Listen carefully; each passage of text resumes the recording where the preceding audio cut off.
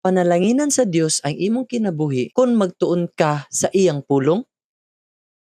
Apan kung imong tan-awon pag-ayo ang hingpit nga balaod nga naghatag kanimo og kagawasan, o kung buhaton nimo kung unsa ang giingon niini ug dili nimo kalimtan ang imong nadungog, panalanginan ka sa Dios ug sa pagbuhat niini. Kung gusto nimo mahibaluan kung unsay gusto sa Dios sa imong kinabuhi, imong makaplagan ang tubag diha sa Biblia. Ang pulong sa Dios sentro sa iyang kabubuton, ug ang pagtuon sa Biblia nag-abri sa pultahan sa grabe nga panalangin. Ang Biblia nag-ingon, bulahan ng usa nga wala naglakaw sa lakang, uban sa mga daotan umubarug sa dalan nga ginalaktan sa mga makasasala, umulingkod uban sa mga mabiay-biayon, apan ang iyang kalipay anaa sa balaod sa Ginoo, ug nga nagkapamalandong sa iyang pulong adlaw ug gabii. Ganahan kay ko ani.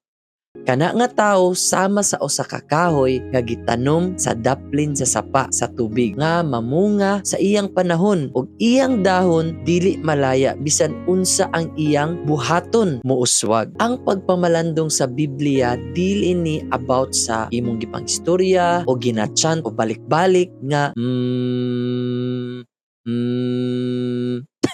dili inana. Kini may tungod sa seryoso nga pagpamalandong. Gabasa ka sa usa ka bersikulo og dayon pangutana, unsa man gyud ang gipasabot niini? Unsaon ako ni paggamit niini sa akong kinabuhi? Unsaon ako pagkinabuhi kini kada adlaw sa trabahoan, sa balay, sa eskwelahan, bisan asa? Ang pagpamalandong sa pulong sa Dios nagpasabot sa paghahinog panahon sa pag-una-una pag-ayo may tungod niini, ug tugutan nimo nga moporma sa imong mga aksyon ug mga desisyon.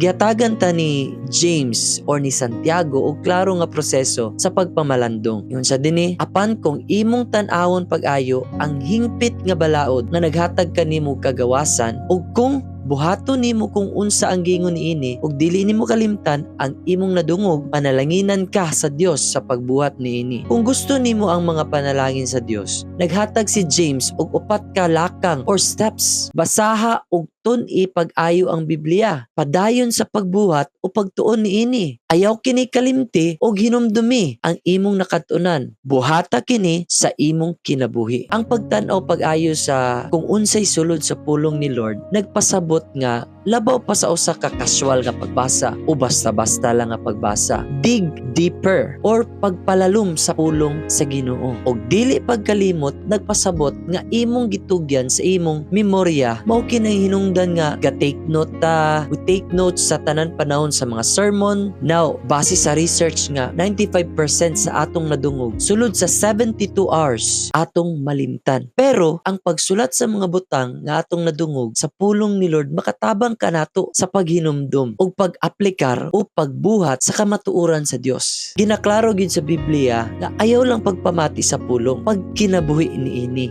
pagtuon, pagdumdum, pag-aplikar sa pulong sa Dios.